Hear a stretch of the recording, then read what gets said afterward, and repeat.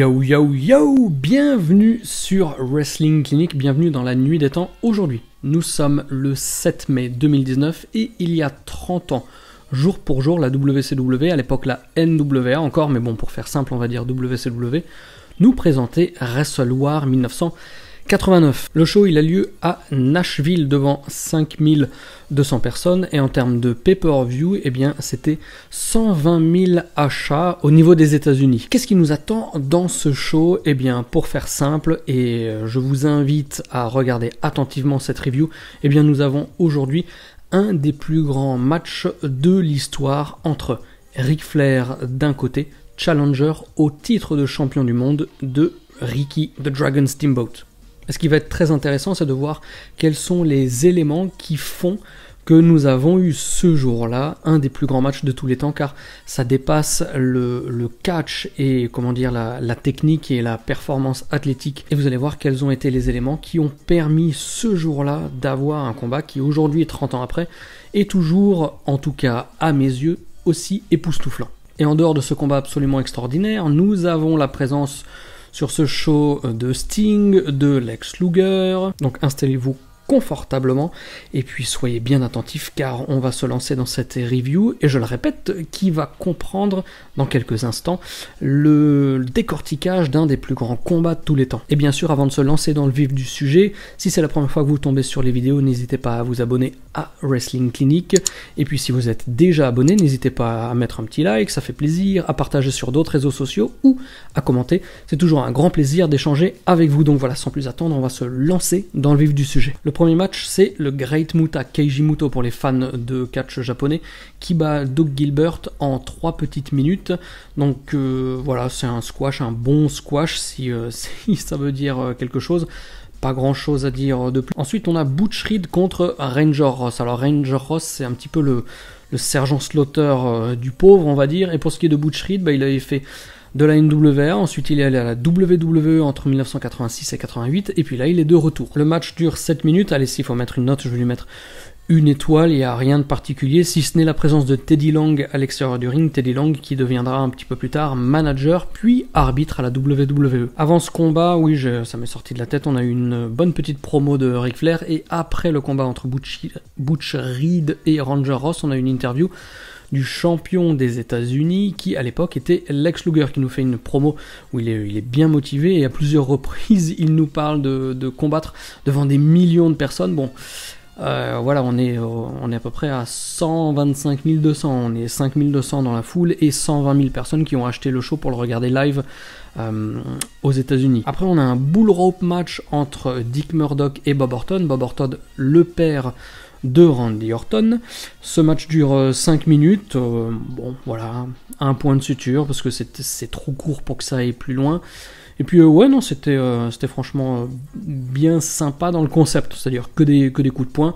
Puis voilà, utilisation de la cloche qui n'a même pas eu lieu, donc c'était un petit peu chelou. Ensuite, premier bon combat de la soirée entre les Samoan SWAT Team, dans laquelle on a celui qui deviendra Fatu puis Rikishi contre les Dynamic Dudes. Dynamic Dudes, c'est d'un côté Shane Douglas, et pour les fans de Total Bellas comme moi, eh bien c'est John Laurinaitis qui est le partenaire de Shane Douglas. On notera aussi la présence à l'extérieur du ring qui accompagne les Samoan SWAT Team, Paul E. Dangerously, donc c'est-à-dire Paul Heyman, qui à l'époque avait 24 ans, on avait l'impression franchement qu'il en avait déjà 40 avec son crâne dégarni, ses cheveux longs, et puis ouais, même, enfin il a toujours fait très très vieux quoi, alors qu'il avait à peine 24 ans. Sinon ce combat, il est plutôt sympa, ce que j'ai beaucoup aimé, c'est les changements très rapides entre les équipes, qui étaient vraiment comment dirais-je, la manière dont on catchait en équipe, parce que quand on regarde le catch moderne par équipe, on a plus l'impression d'avoir affaire à deux individus qui sont ensemble, alors qu'à l'époque, il y avait des changements, changement, le mec met un coup, changement, donc vraiment le concept du catch par équipe. Le catch est propre, c'est un bon petit combat, on va dire, même si les Dynamic Dudes, voilà, ça laisse un petit peu à désirer, surtout la gimmick qui est absolument horrible. Il y a une bonne dynamique, la foule est présente, la foule est très présente. Voilà, c'est un bon petit match auquel je vais mettre 2 points de suture. Petit détail, par contre, quand on voit le ralenti du finish, eh ben on se rend compte que c'était... Attendez, qu'est-ce que j'ai mis dans mes notes? Ouais, c'est Fatu. c'est Fatou, en fait, il se dégage juste avant le compte de 3. Donc ça, par contre, on l'a vu au ralenti. Voilà, il y avait des ratés aussi à l'époque. Après championnat des États-Unis entre Michael P.S. Hayes et Lex Luger, le champion match qui dure 16 minutes, auquel j'ai mis 2 points de suture et demi. Donc là, l'affrontement, c'est un petit peu un loukoum blondiné contre la force d'une montagne de muscles. Le match est plutôt sympa, il y a une très bonne ambiance, voilà, ça reste du catch basique. Par contre, il y a eu quelques moments où ouais, la foule a vraiment explosé. Et puis à la fin, en fait, eh bien, il y a Terry Gordy qui vient intervenir et qui permet à Michael Hayes de remporter le titre et le match. Bon, le match et le titre, peu importe l'ordre. Pour conclure, voilà, un combat encore meilleur que celui d'avant, qui était meilleur que celui d'avant. Donc il y a vraiment une progression crescendo dans ce show et ça commence à devenir vraiment bien sympa. Ensuite, on a Sting qui bat le Iron Sheik. Donc oui, le Iron Sheik, celui qui a perdu contre Hulk Hogan au Madison Square Garden en 1984 pour lancer la Hulkamania et vraiment la WWE des années 80. Ouais, 2 minutes, voilà, on va pas mettre de notes. Par contre, après, ça y est, c'est le clou du spectacle entre Ric Flair, challenger pour le championnat du monde, détenu à ce moment-là par Ricky Steamboat. Ce match, c'est le 3e d'une trilogie absolument incroyable, dont les 2 premiers épisodes ont eu lieu d'abord lors de Chi-Town Rumble, pay-per-view du mois de février 1989, et vous avez déjà vu la review de WrestleMania 5 dans la WWE dans la nuit des temps, et vous savez que le 2 avril 1989, il y a eu Clash of the Champions numéro 6, show lors duquel il y a eu un Ric Flair contre Ricky Steamboat, match au meilleur des 3 tombés, combat qui a duré 55 minutes, à l'issue duquel Ricky Steamboat est devenu le nouveau champion de la WCW. Alors qu'est-ce qui fait que ce match est un des plus grands de tous les temps? Eh bien, dans un premier temps, il y a l'histoire autour du combat, donc c'est le 3e opus de cette rivalité, où Flair était champion, il a battu Steamboat, ensuite Steamboat l'a battu, et ici, dans ce combat, eh bien, je vous donne déjà le résultat, c'est Ric Flair qui gagne le championnat du monde au bout de 34 minutes, je crois, non, 32 minutes, que j'ai noté sans aucune hésitation à 5 points de suture sur 5, un match absolument parfait. Donc qu'est-ce qui fait un match parfait? C'est avant tout l'histoire. J'ai commencé déjà un petit peu. L'histoire aussi a obtenu, on va dire, une certaine profondeur, une certaine dimension lorsque, lors du show du mois d'avril, eh bien, Ric Flair a abandonné. C'était quelque chose d'absolument rarissime à l'époque, et Ric Flair donc a abandonné sur le double chicken wing de Ricky Steamboat. Ce qui fait que là, un mois plus tard, au mois de mai, eh bien, les éléments du combat portent un petit peu sur le risque de perdre par soumission de Ric Flair 2 shows consécutivement. Alors au-delà de ça, il y a 1 million d'ATMI qui résonnent à travers la salle. Je sais pas comment ils font les mecs. Ooh, the moment there to the cheap shot. Ooh. Boy, with the experience that this man right here had. On a un rythme qui est absolument fabuleusement orchestré, c'est-à-dire qu'il y a des petites pauses, ensuite ça explose. C'est franchement, c'est une œuvre d'art. Et qu'est-ce qui fait aussi que ce combat est un des meilleurs de tous les temps? C'est aussi que il constitue un point de départ pour une nouvelle storyline majeure. Donc on a absolument tout. On a le niveau in-ring, on a l'histoire avant, on a l'histoire pendant, et on a une ouverture pour de l'histoire après. En fait, qu'est-ce que c'est que cette histoire? L'histoire, c'est que lors de ce combat, il y avait 3 juges à l'extérieur du ring. On avait Lou Thesz, rien que ça. Aujourd'hui, ça nous paraît complètement fou d'avoir un catcheur aussi illustre. Donc si vous ne connaissez pas Lou Thesz, je vous mets son petit nom et je vous invite à regarder sa carrière sur YouTube ou Google, peu importe. On a Pat O'Connor, aussi un ancien champion illustre, et on a, âgé de 45 ans, Terry Funk, ancien champion de la NWA. Et en fait, le rôle de ces 3 personnes, c'est de tous les quarts d'heure donner des cartes, des petits cartons sur lesquels ils vont noter quel est le catcheur qui, selon eux, a, entre guillemets, remporté, dominé au point, voilà, un petit peu comme à la boxe ou à l'UFC, le premier quart d'heure, puis le second quart d'heure, et ainsi de suite. Au cas où les 2 catcheurs n'arrivent pas à se départager avant 1 heure, c'est-à-dire la limite de temps pour ce combat. C'est-à-dire que si les 2 catcheurs arrivent à 1 heure et qu'il n'y a pas de vainqueur, en fait on va collecter les différentes cartes des juges et on va déterminer un vrai vainqueur, que ce soit Flair ou Steamboat. Mais finalement, cette histoire de juge ne va pas au bout de son concept, vu que Ric Flair en remporte le combat après 32 minutes. La foule qui était évidemment survoltée, franchement. Je crois qu'au bout de 15 ou 20 minutes, toute la salle était debout, il n'y avait quasiment plus personne d'assis, donc là, la tension était à son maximum. Et donc après le combat, Ric Flair dit qu'il a hâte d'affronter les 10 challengers qui se présentent derrière lui, les 10 meilleurs, on va dire, catcheurs solo de la WCW, NWA, pour défendre et continuer à donner ses lettres de noblesse au championnat du monde poids lourd. Ce à quoi Terry Funk lui répond tout simplement parce que Terry Funk il est resté dans le ring pour le saluer, le féliciter en disant qu'il aimerait bien le challenger aussi pour la ceinture, sauf que Terry Funk là il était un petit peu dans une période Hollywood où il tournait dans des films, chose que Ric Flair ne se garde pas de lui faire remarquer en disant bah écoute toi t'es à Hollywood, désolé mais t'es pas dans le top 10, moi je vais affronter ceux qui le méritent.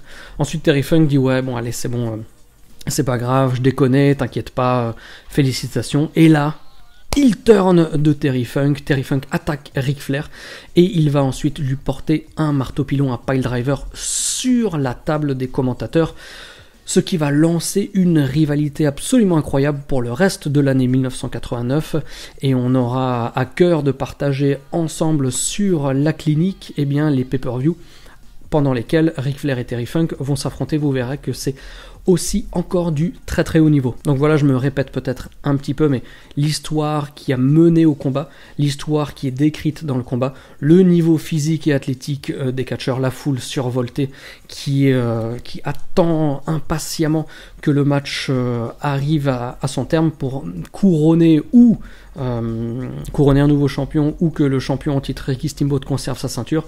Donc il y a une tension énorme et ensuite ce concept de notation avec des juges qui va permettre de lancer une nouvelle feud. Donc il y a absolument tout dans ce match, un des plus grands de tous les temps. Donc si vous avez le network, allez regarder ce show. Et après en termes de booking, c'est un petit peu bizarre parce qu'on a deux matchs qui suivent là. Donc d'abord il y a les Road Warriors contre le Varsity Club, c'est-à-dire Dr. Death, Steve Williams et Mike Rotundo qui deviendra plus tard IRS à la WWE en 1992. Les Road Warriors gagnent par disqualification et ensuite dans le main event on a Kevin Sullivan et Dan Spivey qui reviendra en 1995 lui par contre à la WWE sous la gimmick de Waylon Mercy. Et si vous avez connu cette époque, je pense que vous aviez très peur de ce catcheur. En tout cas, ça c'était moi quand j'avais, pour le coup, j'avais à peine 10 ans et il me terrifiait ce mec. Quoi. Il était vraiment... moi, il me foutait les boules, mais de manière rétrospective, c'était une gimmick assez pourrie quand même. Et donc Dan Spivey et Kevin Sullivan affrontent Eddie Gilbert, le frère de Doug Gilbert qu'on a vu en début de show contre le Great Muta, accompagné de Rick Steiner, le frère de Scott Steiner. Match aussi qui dure 6 minutes et qui franchement ne sert à rien. C'est Doug Gilbert qui se fait défoncer la gueule jusqu'à ce que Rick Steiner arrive dans le ring et donne la victoire à son équipe. Donc en fait on a ce main event absolument incroyable qui est suivi par deux combats qui servent pas à grand chose. Je sais pas trop pourquoi ils ont booké le show de cette manière. Peut-être que s'ils avaient mis Ric Flair Steamboat en main event, il y aurait eu trop de matchs avant, risque d'essoufflement un petit peu de la foule. Donc voilà, c'était un petit peu étonnant qu'ils aient qu'ils aient booké le show de cette manière. Et puis pour être tout à fait honnête, après avoir vu Flair Steamboat, moi j'étais lessivé niveau émotion et je me souciais pas trop de ce qui a suivi. Donc pour conclure la review de ce Wrestle War 89, il faut absolument le voir parce que d'une part, finalement c'est sympa, il y a deux bons matchs avec notamment Luger, Michael Hayes, deux bons matchs, c'était il y a 30 ans, il faut toujours contextualiser les choses, c'est-à-dire qu'un match auquel je vais mettre 5 points de suture en 1989, c'est parce que pour ce qu'il représentait en 1989, il faut lui mettre, il mérite en tout cas ces 5 points de suture, chose qui ne serait peut-être plus valable aujourd'hui, encore que, franchement, mais voilà, il faut pas oublier que c'était il y a 30 ans, donc il faut absolument voir ce show parce qu'il faut voir ce Ric Flair Steamboat. Et si vous n'avez pas envie de voir tout le show, je pense qu'il y a des specials ou des coffrets DVD Notamment, oui, le Ultimate Collection de Ric Flair, je pense qu'il est sur le network aussi. Donc voilà, il y a des coffrets, il y a pas mal d'éditions, il y a pas mal de best-of, de compilations qui contiennent ce match. Et pour vraiment avoir toute l'histoire, eh bien, je vous invite aussi à regarder Clash of the Champions numéro 6 qui avait eu lieu le 2 avril 89 et Chi-Town Rumble qui avait eu lieu en février, je sais plus la date précise. Comme ça, au moins, vous aurez vraiment toute la chronologie de cette trilogie absolument exceptionnelle. Et pour la note globale du pay-per-view, eh bien, je vais quand même lui mettre un 3,5, parce que quand on a un match d'une telle ampleur, ben voilà, il faut que ça se répercute malgré tout dans la note du show, car c'est un show qui devient incontournable. Voilà les amis, j'espère que vous avez aimé cette review de la WCW dans la nuit des temps, opus numéro 2. Et moi je vous donne un rendez-vous dans à peine 2 jours pour le prochain épisode d'une review complète du catch dans la nuit des temps, sans vous donner de spoiler, en vous disant quel show et quelle compagnie. Et d'ici là, n'oubliez pas de garder votre passion et de regarder du catch 24 heures sur 24. Ciao ciao.